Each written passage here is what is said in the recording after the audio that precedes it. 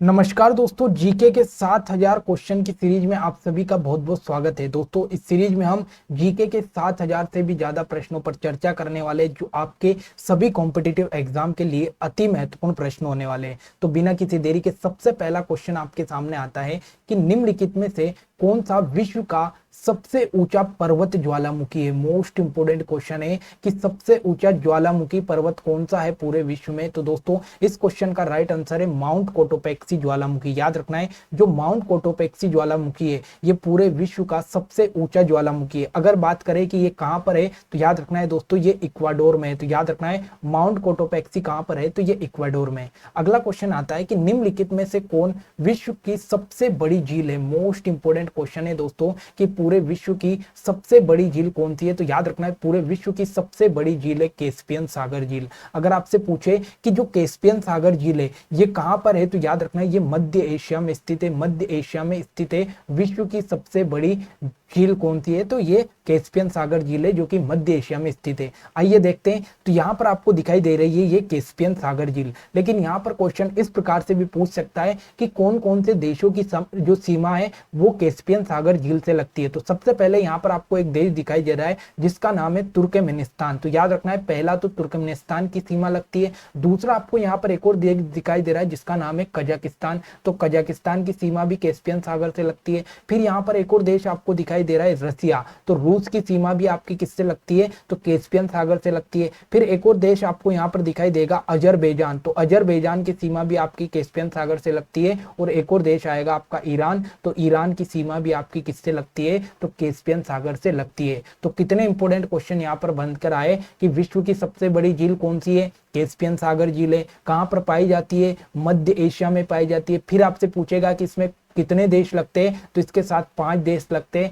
सबसे पहले Turkmenistan, Kazakhstan, Russia, Azerbaijan, Iran. ठीक है, तो ये 5 देश आपको याद रखना है। अगला क्वेश्चन, कौन सा देश सबसे अधिक द्वीप समूह से मिलकर बना है। मोस्ट इंपोर्टेंट क्वेश्चन है दोस्तों कि सबसे अधिक द्वीपों से मिलकर कौन सा देश बना है। तो याद रखना है, अगर हम बात करें इंडोनेशिया की, तो इंडोनेशिया सबसे ज्यादा द्वीपों से मिलकर बनने वाला देश है। इसमें बहुत सारे देश है, जैसे कि आपका जावा देश हो गया, जावा द्वीप हो गया।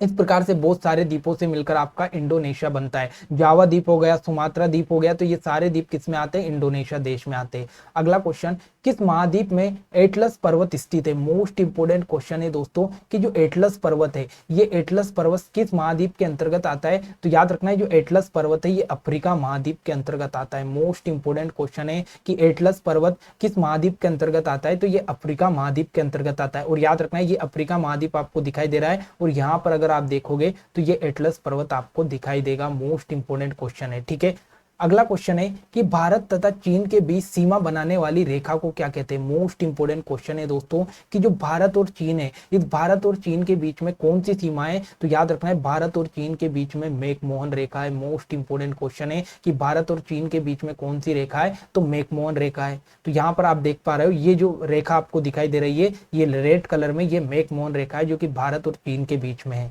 अगला, भारत में पहली बार जनगणना कब शुरू हुई। मोस्ट इंपोर्टेंट क्वेश्चन है दोस्तों। तो सीधा सीधा क्वेश्चन पूछता है कि भारत में पहली बार जनगणना कब हुई। तो याद रखना है, 1872 में भारत में सबसे पहले जनगणना की शुरुआत हुई। फिर आपसे पूछेगा कि भारत में जो पहली जनगणना है वो किसके काल में हुई, तो लॉर्ड मेयो के काल में भारत में पहली बार 1872 में जनगणना की शुरुआत हुई। लेकिन सीधा सीधा क्वेश्चन ये भी पूछता है कि भारत में नियमित जनगणना की शुरुआत कब हुई। तो नियमित जनगणना की शुरुआत सन 1881 में शुरुआत हुई, जो कि लॉर्ड रिपन के काल से शुरुआत हुई। तो 1872 में लॉर्ड मेयो के काल में पहली जनगणना हुई, जबकि नियमित जनगणना की हम बात करें तो 1881 में लॉर्ड रिपन के काल में हुई। ठीक है, अगला क्वेश्चन, क्योटो प्रोटोकॉल किस वर्ष में लाया गया। मोस्ट इंपोर्टेंट क्वेश्चन है दोस्तों कि जो क्योटो प्रोटोकॉल है ये कब आयोजित किया गया। तो सबसे इंपोर्टेंट क्वेश्चन तो ये है कि जो क्योटो प्रोटोकॉल है ये वर्ष 2005 में आयोजित किया गया। ठीक है, फिर हम बात करें तो जो क्योटो है ये कहां पर आता है। तो याद रखना है, क्योटो जापान के अंतर्गत आता है। और याद रखना है, क्योटो प्रोटोकॉल मतलब ये एक प्रकार का सम्मेलन है। और इसको क्यों आयोजित किया गया था, क्योंकि ग्लोबल वार्मिंग के द्वारा जो जलवायु परिवर्तन हो रहा है उसको रोकने के लिए जो क्योटो प्रोटोकॉल है इसको सन 2005 में लाया गया था। और इसमें टोटल कितने देश शामिल है, तो इसमें टोटल 192 देश है। लेकिन इसमें 193 देश थे, लेकिन 2011 में जो आपका कनाडा है वो कनाडा इससे अलग हो गया। तो ये भी आप आपको याद रखना है। इंपॉर्टेंट बात तो ये है कि क्योटो प्रोटोकॉल क्यों लाया था, तो जलवायु परिवर्तन को रोकने के लिए इसको लाया गया था। कब लाया गया? 2005 में इसको लाया गया। कितने देश इसमें शामिल है? तो वर्तमान में 192 देश इसमें शामिल है। कौन सा देश इससे अलग हुआ? तो 2011 में कनाडा इससे अलग हो गया। ये इंपॉर्टेंट बात आपको याद रखनी है, ठीक है। अगला, भारत थाईलैंड हाईवे किस देश से होकर गुजरता है? मोस्ट इंपोर्टेंट क्वेश्चन है दोस्तों कि एक हाईवे बनाया गया है जो कि भारत से कहां पर जाता है? तो भारत से सीधा थाईलैंड जाता है, लेकिन इसमें बीच में कौन सा देश आता है? तो याद रखना है ये म्यांमार से होकर गुजरता है। मोस्ट इंपोर्टेंट पॉइंट है कि जो भारत थाईलैंड हाईवे है ये म्यांमार से होकर गुजरता है। अब मैप में आपको मैं पूरा दिखाता हूँ। यहाँ पर हम देख रहे हैं कि ये आपका इंडिया है। इंडिया में अपन सीधा यहाँ से चलेंगे तो यहाँ से घुसते हुए हम यहाँ पर अरुणाचल प्रदेश होते हुए यहाँ पर चले जाएंगे और यहाँ पर एक देश आएगा आपका म्यांमार, ठीक है। और म्यांमार से सीधा अपन चलेंगे कहां पर? तो ये थाईलैंड आएगा। तो याद रखना है भारत और थाईलैंड हाईवे किस देश से होकर गुजरता है? तो ये म्यांमार से होकर गुजरता है। ये इंपॉर्टेंट क्वेश्चन आपको याद रखना है, ठीक है। और थाईलैंड की अगर आपसे राजधानी पूछे तो क्या है? बैंकॉक है। बैंकॉक थाईलैंड की राजधानी है। अगला, इंडिया गेट का डिजाइन किसने तैयार किया गया? मोस्ट इंपोर्टेंट क्वेश्चन है दोस्तों कि जो आपका इंडिया गेट है, इस इंडिया गेट का जो डिजाइन है वो किसने तैयार किया? तो ये जो आपका एडविन ल्यूटियंस जो थे, एडविन ल्यूटियंस के द्वारा जो आपका इंडिया गेट है, इस इंडिया गेट का डिजाइन तैयार किया गया। ऑप्शन नंबर सी इसका राइट आंसर है। अगला, निम्नलिखित में से किस धर्म सुधारक की मृत्यु भारत से बाहर हुई? मोस्ट इंपोर्टेंट क्वेश्चन है दोस्तों कि वो कौन सा धर्म सुधारक है जिसकी मृत्यु भारत से बाहर हुई? तो याद रखना है इन जो आपके राजा राम मोहन राय थे, राजा राम मोहन राय की जो मृत्यु है ये भारत के बाहर हुई। और इनकी मृत्यु कहां पर हुई? तो ये इंग्लैंड में हुई। इंग्लैंड में हुई। मोस्ट इंपोर्टेंट क्वेश्चन है। और इन्होंने क्या एक ब्रह्म समाज की स्थापना किसके द्वारा की गई थी? तो राजा राम मोहन राय के द्वारा ब्रह्म समाज की स्थापना की गई थी। और इनकी जो मृत्यु है ये इंग्लैंड में हुई, मतलब ये पहले धर्म सुधारक थे जिनकी मृत्यु भारत से बाहर हुई, इंग्लैंड में, ठीक है। अगला, ब्रिटिश संसद के लिए कौन सा भारतीय पहली बार निर्वाचित हुआ? मोस्ट इंपोर्टेंट क्वेश्चन है दोस्तों कि जो ब्रिटेन की संसद थी, इस ब्रिटेन की संसद में चुने जाने वाला पहला भारतीय कौन था? तो वो थे आपके दादा भाई नौरोजी। मोस्ट इंपोर्टेंट नाम है भारत के लिए कि जो दादा भाई नौरोजी है, ये दादा भाई नौरोजी ब्रिटिश संसद में चुने जाने वाले पहले भारतीय थे। और याद रखना है दादा भाई नौरोजी को ही भारत के वृद्ध व्यक्ति भी कहा जाता है। भारत के वृद्ध व्यक्ति कौन है? तो भारत के वृद्ध व्यक्ति दादा भाई नौरोजी को कहा जाता है और ब्रिटिश संसद में चुने जाने वाले पहले भारतीय व्यक्ति थे, ठीक है। अगला, किस गवर्नर जनरल के कार्यकाल के दौरान भारतीय राष्ट्रीय कांग्रेस पार्टी बनी? मोस्ट इंपोर्टेंट क्वेश्चन है दोस्तों कि जो भारतीय राष्ट्रीय कांग्रेस पार्टी है, ये राष्ट्रीय कांग्रेस पार्टी का जब स्थापना हुआ तो उस समय जो भारत का गवर्नर जनरल था वो कौन था? तो उस समय भारत का गवर्नर जनरल था लॉर्ड डफरिन। और कब बनाई गई? तो सन 1885 में भारतीय राष्ट्रीय कांग्रेस की स्थापना की गई और उस समय जो गवर्नर जनरल था उसका नाम था लॉर्ड डफरिन। तो ये इंपोर्टेंट क्वेश्चन आपके सामने यहाँ से बन जाता है।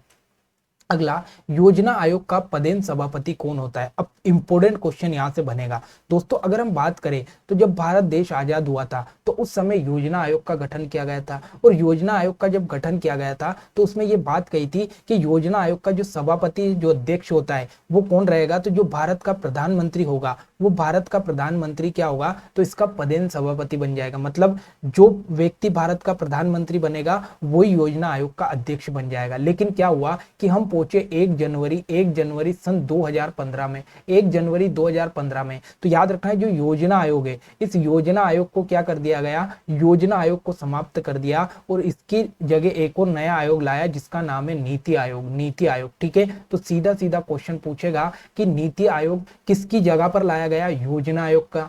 अब पूछेगा कि नीति आयोग का गठन कब किया गया? तो 1 जनवरी सन 2015 में किया गया। फिर आपसे पूछेगा कि नीति आयोग के पहले अध्यक्ष कौन बने थे? तो याद रखना है जो मोदी जी है, मोदी जी नीति आयोग के पहले अध्यक्ष बनाए गए थे, क्योंकि 2015 में जो भारत के प्रधानमंत्री थे वो मोदी जी थे। तो उसी प्रकार से नीति आयोग के पहले अध्यक्ष मोदी जी बनेंगे क्योंकि इसके भी पदेन सभापति होते हैं, ठीक है। तो नीति आयोग के पहले अध्यक्ष मोदी जी बने थे। 1 जनवरी 2015 में इसका गठन किया गया। लेकिन आपसे ये भी पूछ सकता है कि योजना आयोग के पहले अध्यक्ष कौन थे? तो योजना आयोग के पहले अध्यक्ष थे जवाहरलाल नेहरू, क्योंकि स्टार्टिंग में भारत के जो पहले प्रधानमंत्री बने थे वो जवाहरलाल नेहरू बने थे। तो इसीलिए जो योजना आयोग के पहले अध्यक्ष बनेंगे वो भी जवाहरलाल नेहरू ही रहेंगे, ठीक है। तो इंपॉर्टेंट क्वेश्चन है। अगला, steel authority of India limited यानी सेल की स्थापना कब हुई? मोस्ट इंपोर्टेंट क्वेश्चन है दोस्तों कि जो steel authority of India limited है इसकी स्थापना कब की गई? तो 1974 में जो आपका सेल है इस सेल की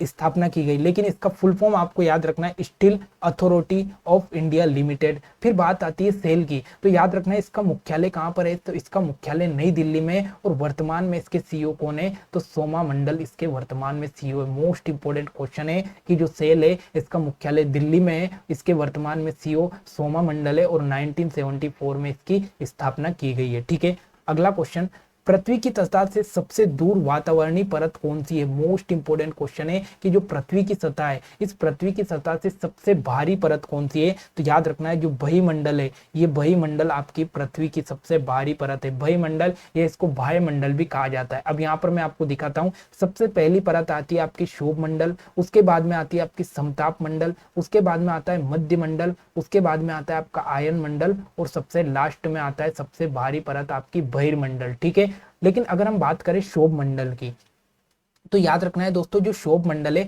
अगर आपसे पूछे कि आपको जो जितनी भी मौसम संबंधी जानकारी है, मौसम संबंधी जो जानकारी है किस मंडल से लगाई जाती है? क्षोभ मंडल से लगाई जाती है। फिर आपसे पूछेगा कि जो आपके वायुयान होते हैं, ये वायुयान जो वायुयान होते हैं ये कौन से मंडल में उड़ते हैं? तो ये क्षोभ मंडल और समताप मंडल के बीच में आपको उड़ते हुए दिखाई देंगे। फिर अगर आपसे पूछे कि जो आपके सैटेलाइट छोड़े जाते हैं ये कौन से मंडल में छोड़े जाते हैं? तो ये आयन मंडल में छोड़े जाते हैं, आयन मंडल में छोड़े जाते हैं। ठीक है, तो ये इंपोर्टेंट आपको इतनी चीजें याद रखनी है। लेकिन क्वेश्चन पूछा गया है कि जो मौसम संबंधी जानकारी वो कौन से मंडल में लगाई जाती है? तो क्षोभ मंडल में लगाई जाती है। और सबसे बाहरी परत कौन सी है? तो बहिर्मंडल है, और सबसे पहली परत कौन सी है? तो क्षोभ मंडल है। अगला, हिंद महासागर और लाल सागर को कौन सी जल संधि जोड़ती है? मोस्ट इंपोर्टेंट क्वेश्चन है दोस्तों कि जो आपका हिंद महासागर है और एक और आपका आता है लाल सागर, तो इन दोनों को कौन सी जल संधि जोड़ती है? तो याद रखना है यहाँ पर आपको बताए कि जो बाब उल मांडेव जल संधि है, बाब उल मांडेव जो जल संधि है ये हिंद महासागर और लाल सागर को जोड़ने का काम करती है। मैप में देखोगे तो यहाँ पर आपको दिखाई दे रहा है लाल सागर, और यहाँ पर जो आपको दिखाई दे रहा है ये आपका हिंद महासागर।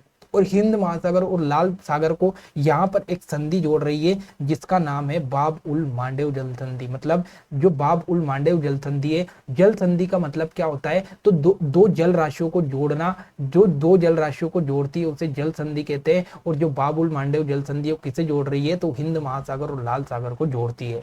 अगला, ग्रेट बैरियर रीफ की लंबाई और चौड़ाई कितनी है? मोस्ट इंपोर्टेंट क्वेश्चन है। अब इंपोर्टेंट क्वेश्चन तो क्या है वो अपन बात करेंगे, लेकिन सबसे पहले हम बात करें ग्रेट बैरियर की लंबाई और चौड़ाई की। तो जो ग्रेट बैरियर रीफ है इसकी जो लंबाई अगर हम बात करें तो 1900 किलोमीटर इसकी लंबाई है, और 160 किलोमीटर इसकी चौड़ाई है। ठीक है, याद रखना है 1900 किलोमीटर इसकी लंबाई है और 160 किलोमीटर इसकी टोटल चौड़ाई है। लेकिन सबसे इंपॉर्टेंट क्वेश्चन तो आपको ये याद रखना है कि जो ग्रेट बैरियर रीफ है ये किस महाद्वीप में पाई जाती है? तो दोस्तों याद रखना है ये ऑस्ट्रेलिया महाद्वीप में पाई जाती है, ऑस्ट्रेलिया महाद्वीप में। और यहाँ से ये आप देख रहे हो तो ये इतने हिस्से पर आपकी ग्रेट बैरियर रीफ फैली हुई है, ग्रेट बैरियर रीफ फैली हुई है। तो इसकी लंबाई कितनी है? 1900 किलोमीटर इसकी लंबाई है, 160 किलोमीटर इसकी चौड़ाई है। और कहाँ पर पाई जाती है? तो जो आपका ऑस्ट्रेलिया महाद्वीप है, ऑस्ट्रेलिया महाद्वीप है, यहाँ पर आपकी क्या पाई जाती है? तो ग्रेट बैरियर रीफ पाई जाती है। दूसरा इंपॉर्टेंट क्वेश्चन आपसे ये पूछेगा कि वो कौन सा देश है जिसको महाद्वीप की संज्ञा दी गई? तो याद रखना है ऑस्ट्रेलिया एकमात्र ऐसा देश है जिसको महाद्वीप की संज्ञा दी गई। ये इंपॉर्टेंट क्वेश्चन भी आपको याद रखना है। अगला, विश्व के किस देश की वायु सेवा सबसे मजबूत है? तो याद रखना है दोस्तों विश्व की सबसे मजबूत वायु सेवा कौन सी है? तो याद रखना है जो आपका अमेरिका है, इस अमेरिका की जो वायु सेवा है ये सबसे मजबूत है। मतलब जो वायुयान यहाँ पर सबसे ज्यादा चलते हैं और इसकी जो वायु सेवा है या वायु परिवहन है ये सबसे मजबूत परिवहन है। ठीक है, अमेरिका का। अगला, किस देश में सबसे अधिक झीलें हैं? तो याद रखना है किस देश में सबसे अधिक झीलें? तो याद रखना है जो आपका कनाडा है, इस कनाडा में सबसे अधिक झीलें। ये मोस्ट इंपोर्टेंट पॉइंट आपको याद रखना है, कनाडा में सबसे अधिक झीलें पाई जाती है। अगला, निम्नलिखित में से किस देश में पंपास घास के मैदान पाए जाते हैं? इंपोर्टेंट क्वेश्चन लगाकर लिख लेना दोस्तों कि जो पंपास घास के मैदान है, ये पंपास घास के मैदान कई बार परीक्षा में पूछे गए। तो याद रखना है पंपास घास के मैदान कहाँ पर पाए जाते हैं? तो ये अर्जेंटीना में पाए जाते हैं, अर्जेंटीना में पाए जाते हैं पंपास घास के मैदान। लेकिन अगर आपसे पूछे कि डाउन्स घास के मैदान कहाँ पर पाए जाते हैं, डाउन्स घास के मैदान, तो याद रखना है जो डाउन्स घास के मैदान है ये ऑस्ट्रेलिया में पाए जाते हैं। ऑस्ट्रेलिया में आपके कौन से मैदान पाए जाते हैं? तो डाउन्स पाम्पास घास के मैदान और अर्जेंटीना में आपके पंपास घास के मैदान। कई बार परीक्षा में दोनों क्वेश्चन लगातार पूछे गए हैं। अगला, आरबीआई का फुल फॉर्म क्या है? मोस्ट इंपोर्टेंट क्वेश्चन है दोस्तों कि जो आरबीआई है, इस आरबीआई का फुल फॉर्म क्या है? तो रिजर्व बैंक ऑफ इंडिया आपकी आरबीआई का फुल फॉर्म है। सीधा सीधा क्वेश्चन एग्जाम में पूछ सकता है कि आरबीआई का फुल फॉर्म क्या है, तो रिजर्व बैंक ऑफ इंडिया इसका फुल फॉर्म है। अगर यहाँ से क्वेश्चन नहीं बनेगा तो फिर क्वेश्चन ये बनेगा कि आरबीआई का मुख्यालय कहाँ पर है? तो आपको याद रखना है आरबीआई का मुख्यालय मुंबई में है, जो कि महाराष्ट्र के अंतर्गत आता है। इसकी स्थापना कब की गई? तो याद रखना है इसकी स्थापना की गई 1 अप्रैल 1935 को, और आज इसको 87 वर्ष पूरे हो गए। मतलब याद रखना है जो आरबीआई है इसकी स्थापना कब की गई? तो 1 अप्रैल सन 1935 को इसकी स्थापना की गई। मुंबई महाराष्ट्र में इसका मुख्यालय है, और वर्तमान में जो इसके गवर्नर है वो कौन है? तो ये शक्तिकांत दास है। ये आपका करंट अफेयर का क्वेश्चन भी यहाँ से कंप्लीट हो गया कि आरबीआई के वर्तमान गवर्नर कौन है? शक्तिकांत दास है। ये मोस्ट इंपोर्टेंट क्वेश्चन आपको याद रखना है। अगला, एक नॉटिकल कितने मील के बराबर होता है? मोस्ट इंपोर्टेंट क्वेश्चन ये यहाँ से। तो जो एक नॉटिकल होता है, ये एक नॉटिकल कितने मील के बराबर होता है? तो याद रखना है 1.85 किलोमीटर के बराबर कौन होता है? तो एक नॉटिकल होता है आपका 1.85 किलोमीटर के बराबर। सीधा सीधा क्वेश्चन पूछता है कि एक नॉटिकल बराबर क्या होता है? तो 1.85 किलोमीटर। ठीक है। अगला, दिल्ली सल्तनत की दरबारी भाषा क्या थी? मोस्ट इंपोर्टेंट क्वेश्चन है कि जो दिल्ली सल्तनत था, इस दिल्ली सल्तनत की दरबारी भाषा क्या थी? तो याद रखना है दिल्ली सल्तनत की दरबारी भाषा थी फारसी। ठीक है, तो फारसी भाषा का उपयोग यहाँ पर दरबार में किया जाता था दिल्ली सल्तनत की। अगला, आगरा नगर की स्थापना किसके द्वारा की गई? मोस्ट इंपोर्टेंट क्वेश्चन है दोस्तों कि जो आपका आगरा नगर है, ये आगरा किसके द्वारा बताया गया? तो याद रखना है जो लोधी वंश का जो आपका शासक था सिकंदर लोधी, तो लोधी वंश के शासक सिकंदर लोधी ने यहाँ पर जो आगरा है, इस आगरा की स्थापना की। ऑप्शन नंबर डी इसका राइट आंसर है, सिकंदर लोधी। अगला, रजिया सुल्तान किसकी बेटी थी? मोस्ट इंपोर्टेंट क्वेश्चन है दोस्तों। जो भारत की एकमात्र महिला शासिका थी, पहली महिला शासिका थी रजिया सुल्तान। अगर बात करें रजिया सुल्तान की, तो ये किसकी बेटी थी? तो ये इल्तुतमिश की बेटी थी। मोस्ट इंपोर्टेंट क्वेश्चन है दोस्तों। जो इल्तुतमिश है, इस इल्तुतमिश की बेटी कौन थी? रजिया सुल्तान। पहली महिला शासिका बनी थी रजिया सुल्तान। और याद रखना है ये दरबार में टोपी और लाल कलर के कपड़े पहनकर आती थी, और इसने इसके दरबार में एक घंटा लगवाया था जो कि न्याय का घंटा था। तो याद रखना है रजिया सुल्तान पहली महिला शासिका और इल्तुतमिश की बेटी थी। ठीक है। अगला, भारत में प्रथम रेलवे लाइन किसने बिछाई? मोस्ट इंपोर्टेंट क्वेश्चन है दोस्तों कि जो भारत है, भारत में पहली बार जो रेल लाइन है वो किसके द्वारा बिछाई गई? तो याद रखना है ये लॉर्ड डलहौजी के द्वारा बिछाई गई। मोस्ट इंपोर्टेंट क्वेश्चन है कि लॉर्ड डलहौजी ने भारत में पहली बार रेल लाइन बिछाई। और अगर आपसे पूछे कि ये कहां से कहां तक बिछवाई, तो जो मुंबई है, मुंबई से लेकर जो थाने है, इस थाने तक आपका जो रेल लाइन है ये पहली बार लॉर्ड डलहौजी ने बिछवाई। ठीक है।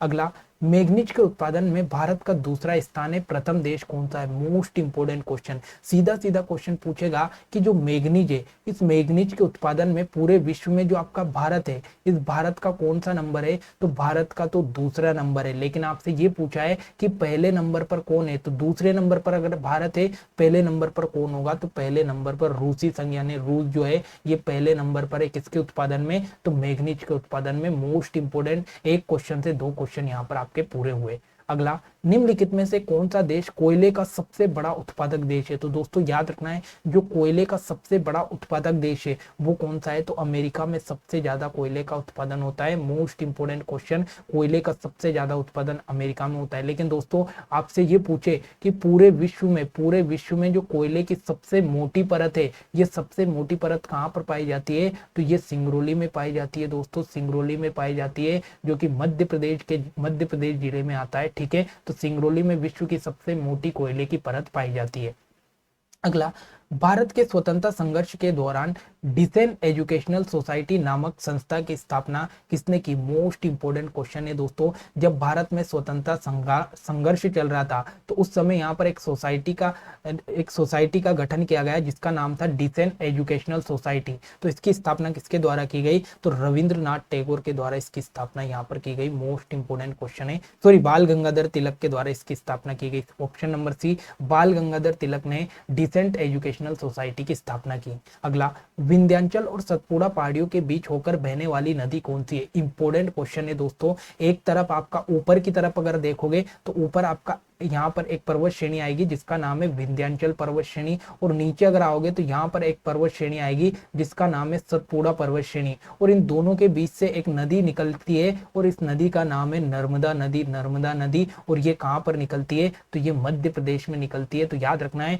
विंध्याचल पर्वत श्रेणी और सतपुड़ा पहाड़ियों के बीच में जो नदी निकलती है उसका नाम है नर्मदा नदी, जो कि मध्य प्रदेश में होकर निकलती है। ठीक है, अगला, भारत की प्रथम बहुउद्देशीय परियोजना किस नदी पर बनाई गई? मोस्ट इंपोर्टेंट क्वेश्चन है दोस्तों कि भारत की जो प्रथम बहुउद्देशीय परियोजना है ये किस नदी पर बनाई गई? तो याद रखना ये दामोदर नदी पर बनाई गई। दामोदर नदी पर भारत की पहली बहुउद्देशीय परियोजना बनाई गई। अति महत्वपूर्ण क्वेश्चन कहीं बार परीक्षा में पूछा गया कि भारत की प्रथम बहुउद्देशीय परियोजना कौन सी है, तो दामोदर नदी घाटी परियोजना है। अगला, भारत में प्रथम स्थापित परमाणु संयंत्र कौन सा है? मोस्ट इंपोर्टेंट क्वेश्चन है दोस्तों कि भारत में स्थापित पहला परमाणु संयंत्र कौन सा है? तो याद रखना है जो तारापुर परमाणु संयंत्र है, ये तारापुर परमाणु संयंत्र भारत में स्थापित पहला परमाणु संयंत्र है। और ये कहां पर आता है, तो ये महाराष्ट्र के अंतर्गत आता है तारापुर। ठीक है, तो भारत का पहला परमाणु संयंत्र कौन सा है? तारापुर परमाणु संयंत्र, जो कि महाराष्ट्र के अंतर्गत आता है।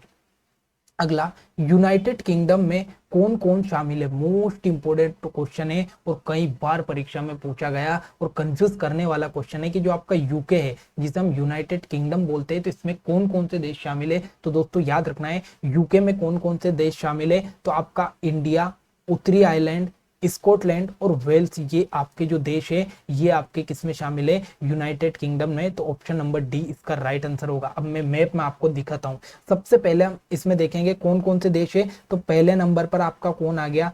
इंग्लैंड आ गया। इंग्लैंड के बगल में आप यहाँ पर देख रहे हो दूसरे नंबर पर आपका कौन सा आ गया? वेल्स आ गया। वेल्स के बाद में आप यहाँ पर तीसरे नंबर पर देखोगे स्कॉटलैंड आ गया, स्कॉटलैंड। और अगर हम देखें तो यहाँ पर चौथे नंबर पर आ गया आपका कौन? तो उत्तरी आयरलैंड, उत्तरी आयरलैंड। तो कौन कौन से देश है आपके? पहला तो हो गया आपका इंग्लैंड, इंग्लैंड हो गया। ठीक है, इंग्लैंड हो गया। दूसरे नंबर पर कौन हो गया? तो दूसरे नंबर पर आपका वेल्स हो गया। तीसरे नंबर पर कौन हो गया? तो तीसरे नंबर पर हो गया आपका स्कॉटलैंड हो गया, स्कॉटलैंड हो गया। और चौथे नंबर पर कौन हो गया? तो उत्तरी आयरलैंड, उत्तरी आयरलैंड, उत्तरी आयरलैंड आपका चौथे नंबर पर हो गया। तो यूनाइटेड किंगडम किस किस से मिलकर बनता है? तो इंग्लैंड, वेल्स, स्कॉटलैंड और उत्तरी आयरलैंड, इन चार देशों से मिलकर आपका कौन बनता है? तो यूनाइटेड किंगडम यानी यूके बनता है। ये मोस्ट इंपोर्टेंट क्वेश्चन है जो कि मैप में आपको बता दिया। अगला, राष्ट्रीय प्रतीक के निचले भाग में उत्कीर्ण शब्द सत्यमेव जयते किस संदर्भ से लिया गया? मोस्ट इंपोर्टेंट क्वेश्चन है दोस्तों। जो भारत का राष्ट्रीय प्रतीक है उस भारत के राष्ट्रीय प्रतीक में आप नीचे की ओर देखोगे तो आपको सत्यमेव जयते लिखा है दिखाई देगा। और ये सत्यमेव जयते कहां से लिया गया? तो याद रखना है जो मुंडकोपनिषद है, ये मुंडकोपनिषद से आपका क्या लिया गया? तो मुंडकोपनिषद से सत्यमेव जयते लिया गया। मोस्ट इंपोर्टेंट क्वेश्चन है कि सत्यमेव जयते कहां से लिया गया? तो मुंडकोपनिषद से लिया गया। अगला, अशोक के शिलालेखों की लिपि क्या है? मोस्ट इंपोर्टेंट क्वेश्चन है दोस्तों कि जो अशोक का शिलालेख है इसकी लिपि क्या है? तो इसकी लिपि ब्राह्मी लिपि है। मोस्ट इंपोर्टेंट क्वेश्चन है कि जो अशोक की लिपि है या अशोक के शिलालेख की जो लिपि है वो क्या है? ब्राह्मी लिपि। फिर आपसे पूछेगा कि जो अशोक है ये अशोक कहाँ का गवर्नर था? तो याद रखना है जो अशोक है ये अवंती का गवर्नर था, अवंती का गवर्नर था। फिर आपसे पूछेगा कि जो सांची स्तूप है इस सांची स्तूप का निर्माण किसने करवाया? तो ये भी अशोक के द्वारा करवाया गया और इसके शिलालेख की जो लिपि थी ये ब्राह्मी लिपि थी। तो दोस्तों ये आज के मोस्ट इंपोर्टेंट क्वेश्चन थे जीके के। तो आशा करता हूं कि सारी चीजें एक एक मैप के साथ डिटेल से समझाई, आपको पसंद आएगी। अगर क्लास अच्छी लगे तो लाइक कमेंट शेयर करना ना भूले। अगर आपका प्यार बना रहा हो तो डेली क्लास हम लेकर आएंगे। मिलते हैं अगली क्लास में। जय हिंद, जय भारत।